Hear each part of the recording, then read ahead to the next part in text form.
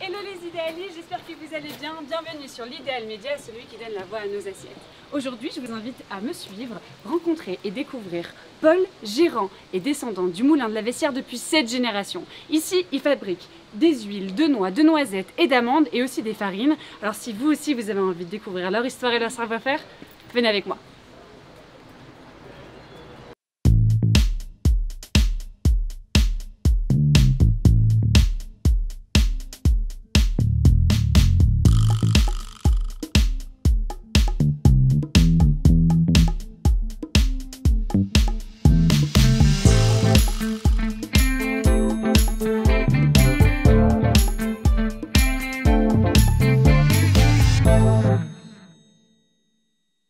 Bonjour Paul, merci beaucoup, un grand merci de nous accueillir ici au Moulin de la Vessière. Vous êtes fabricant d'huile, de noix, de noisettes et d'amandes et notamment de farine. C'est un vrai plaisir d'être ici dans ce cadre magnifique, merci beaucoup. Est-ce que tu peux nous en dire plus sur l'histoire de ce moulin, notamment sur l'histoire de ta famille, puisque ça fait plusieurs générations que vous faites ça.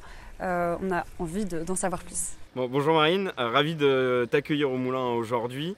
Le moulin de la Vessière, c'est comme tu l'as dit une histoire de famille, mais une histoire de famille qui date depuis de nombreuses années. L'origine du moulin, elle se prend au XIIe, XIIIe siècle. Alors on sait qu'il y avait un moulin ici qui était beaucoup plus rudimentaire, qui a évolué au fil des siècles. Le moulin dans sa forme actuelle date du XVIe siècle.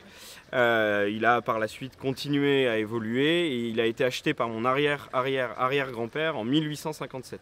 C'est donc Jacques Elias, meunier d'héritage, qui a acheté le moulin. À cette époque-là, l'activité principale du moulin, c'était la fabrication de farine.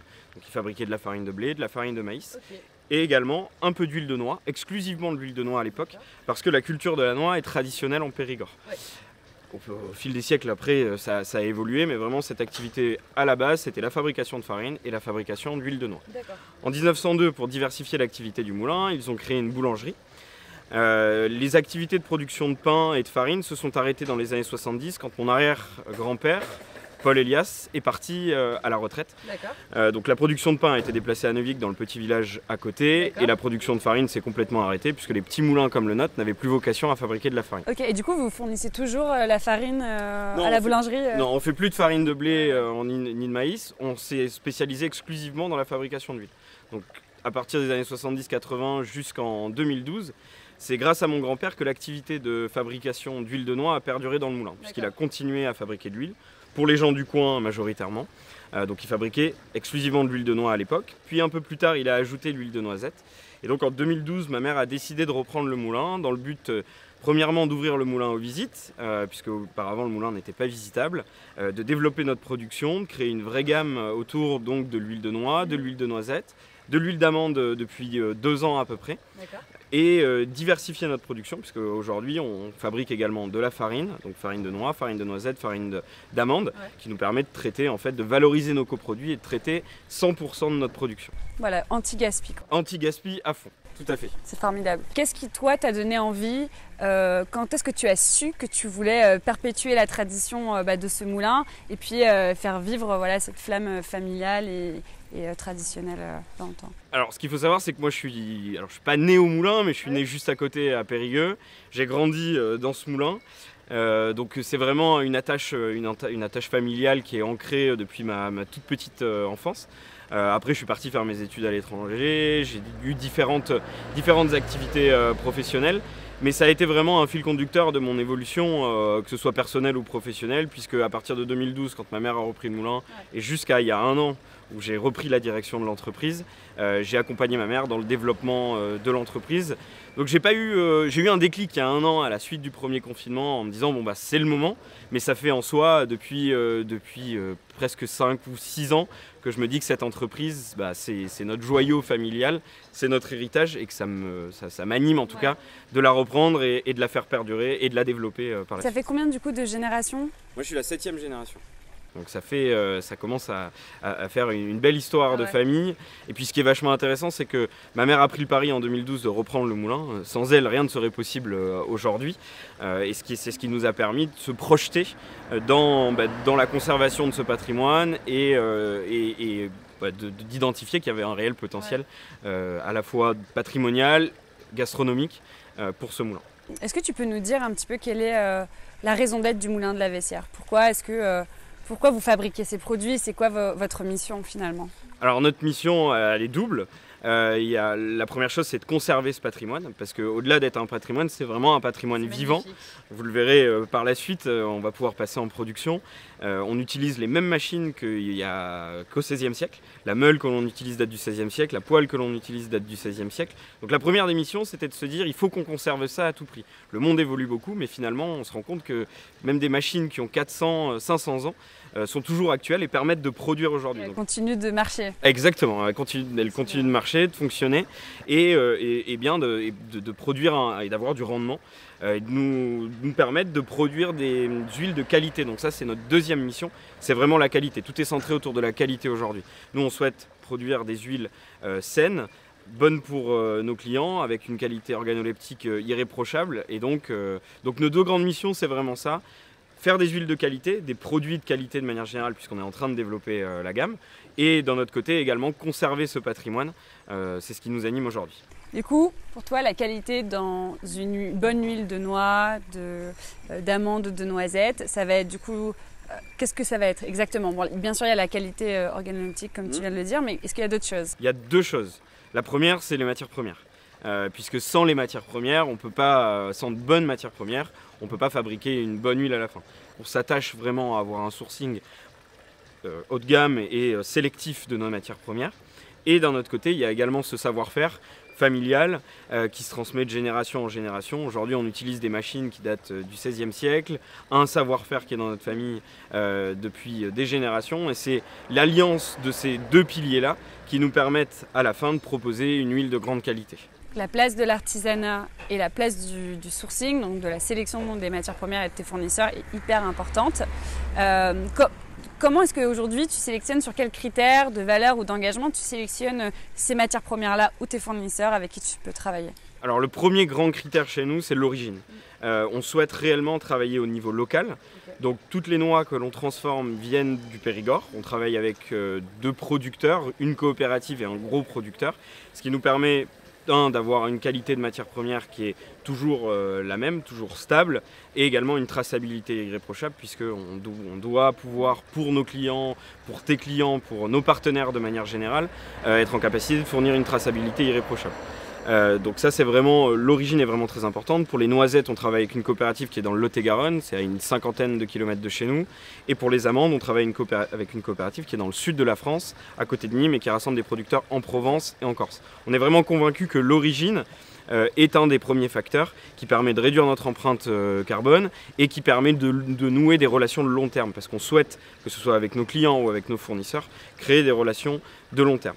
À côté de ça, l'autre critère, c'est qu'on sélectionne des matières premières de qualité supérieure. Donc on ne va pas sélectionner les écarts de tri pas beaux, les matières un peu noires. Voilà, on s'attache vraiment à sélectionner des matières premières de qualité, ce qui va nous permettre à la fin d'avoir un goût et une typicité de produit qui va être donné par le process, mais qui sera de manière première amené par les noix, les noisettes que l'on transforme. Donc aujourd'hui, récemment, vous avez levé des fonds pour pouvoir développer le Moulin de la Vaissière en France comme à l'étranger. Tu peux nous dire comment tu fais, en tout cas vous faites, pour conserver les process et les valeurs de l'artisanat? Parce que tu viens de nous dire que vous prenez le temps et que vous gardiez ces process et que ce savoir-faire était hyper important et l'artisanat a une place hyper importante dans toute cette fabrication et dans le produit en fait final. Comment est-ce que tu fais pour conserver ça tout en développant? Alors, je suis assez convaincu que artisanat et développement ne sont pas antinomiques. En revanche, ce qui est vraiment important, et comme tu le disais, c'est qu'on s'attache à conserver tout ce process qui est fait lentement avec différentes étapes qui sont faites manuellement. Donc là, typiquement, et comme tu le disais, on a levé des fonds, on investit donc dans une deuxième ligne de production, entre guillemets, je ne sais pas si on peut appeler ça une ligne de production, mais on est en train de remettre dans le moulin à l'identique exactement toutes les machines dont on a besoin pour fabriquer de l'huile et qui datent du XVIe siècle. Il y a 3 types de machines dont on a besoin pour fabriquer de l'huile. La première, c'est une meule qui va nous permettre d'écraser la matière première. La deuxième, c'est une poêle qui va nous permettre de chauffer la pâte qu'on a obtenue à la première étape. Et la troisième, c'est un pressoir qui va nous permettre finalement d'obtenir l'huile. Là, on est en train de remettre à l'identique dans le moulin une meule qu'on a trouvée, que j'ai trouvée dans un moulin à côté de Sarlat qui a 300 ans. À côté de ça, on remet une poêle qu'on fait fondre dans une fonderie à côté de chez nous, à l'identique de celle qu'on a déjà. Et on fait réaliser sur mesure un pressoir dans du bois, un vieux pressoir à l'identique de celui qu'on a déjà.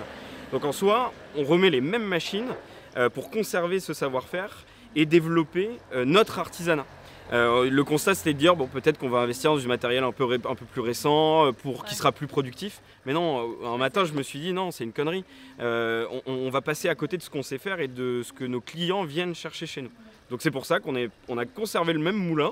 On a trouvé de vieux matériel, on a trouvé des gens qui ont des savoir-faire extraordinaires et qui nous remettent aujourd'hui le même outil de production que nos ancêtres avaient pu fabriquer à l'origine du moulin. Et vous avez encore de la place pour tout ça? Alors on pousse un peu les murs, hein, on pousse un peu les murs, c'est pas évident, on s'adapte, mais on y arrive. Là, on a 3 compagnons du devoir qui sont en train d'installer une meule à l'identique. C'est assez impressionnant à voir et on se dit qu'on n'a finalement rien inventé, en tout cas sur notre production. Et c'est ça qui est chouette à voir et ça nous permet de capitaliser sur vraiment ce qu'on sait faire et de continuer à fabriquer des produits d'aussi bonne qualité. Vous avez de beaux engagements en fait, vous perpétuez ces traditions et ce savoir-faire de fabrication. En parlant d'engagement du coup, est-ce que je sais que vous êtes en train de postuler pour ce label Demain la Terre, oui. Est-ce que tu peux nous en dire plus? Oui, bien sûr. Alors on a on essaye en tout cas d'avoir des engagements pour nos clients. Donc aujourd'hui on est en train de regarder un label et de postuler, on a eu un pré-audit sur le label Demain la Terre. Le label Demain la Terre a pour vocation de certifier que les entreprises adoptent une démarche RSE qui se base sur 3 piliers, le développement social, économique et environnemental. L'idée derrière tout ça, c'est de dire qu'aujourd'hui tout le monde dit qu'on est responsable, on est durable, on est tout ce qu'on veut. Mais moi je ne souhaite pas que ce soit juste un message marketing sur une publication Instagram en disant bon ok on est durable. C'est bien peut-être, mais si on n'impose pas quelque chose qui certifie à nos clients qu'on l'est réellement, ça a à mes yeux pas beaucoup de valeur.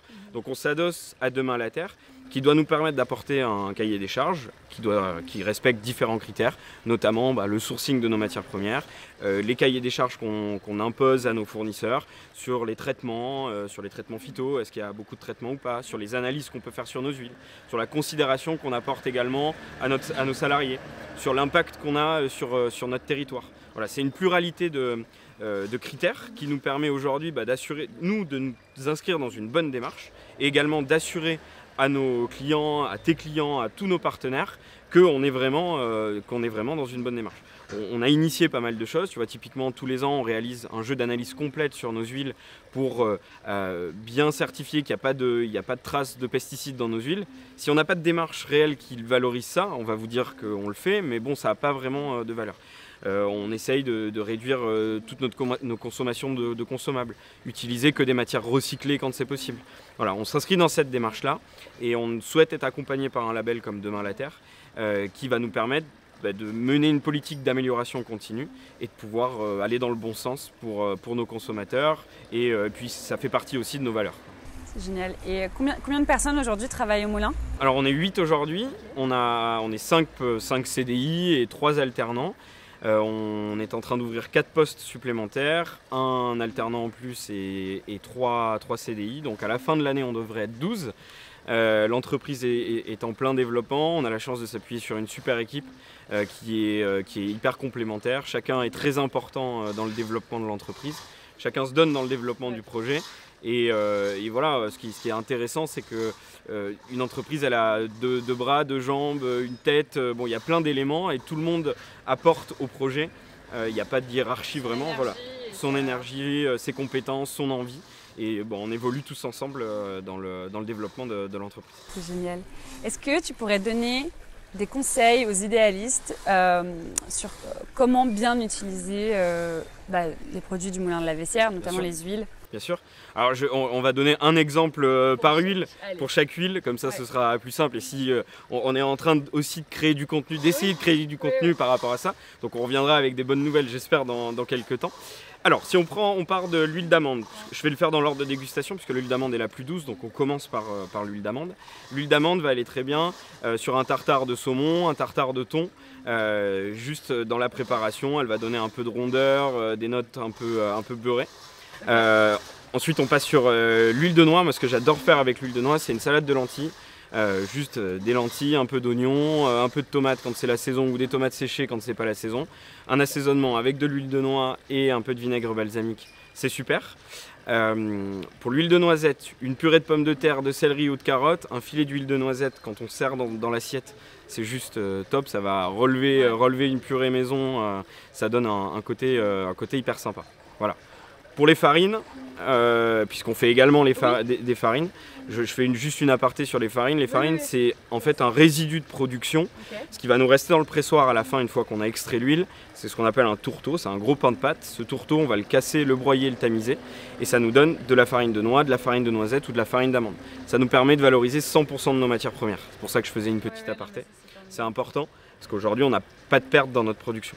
Pour les farines, l'idée c'est qu'on va les utiliser en mélange avec une farine blanche, soit une farine de blé, soit une farine de sarrasin pour les régimes sans gluten ou cœliaques.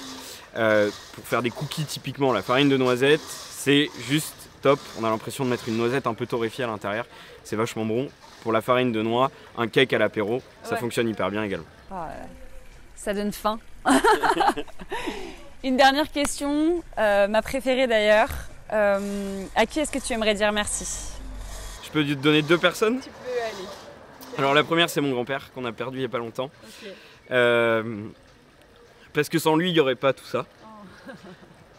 C'est lui qui, tous les hivers, à partir des années 80 jusqu'en 2010, a continué à faire de l'huile. Son père lui avait dit, de toute façon, dans ce moulin, il n'y aura plus jamais d'huile. Et mon grand-père a dit, non, on va continuer à faire perdurer tout ça. Et puis également, ma mère, puisque c'est elle qui a décidé en 2012 de reprendre le moulin et qui a développé l'entreprise, qui a redonné vie au moulin. Et sans ces 2 personnes aujourd'hui, il n'y aurait plus rien au moulin de la Vessière. Bon, merci beaucoup, c'est à moi de te remercier maintenant, Paul. Avec plaisir. J'espère que tout ça, ça continuera avec tes descendants et que ça sera encore de génération en génération. Ce que je te propose, c'est que tu nous fasses visiter ce petit coin de paradis. Avec grand plaisir. Et puis qu'on puisse découvrir en détail cet art de la fabrication. Super, on va passer à la fabrication du coup avec grand plaisir.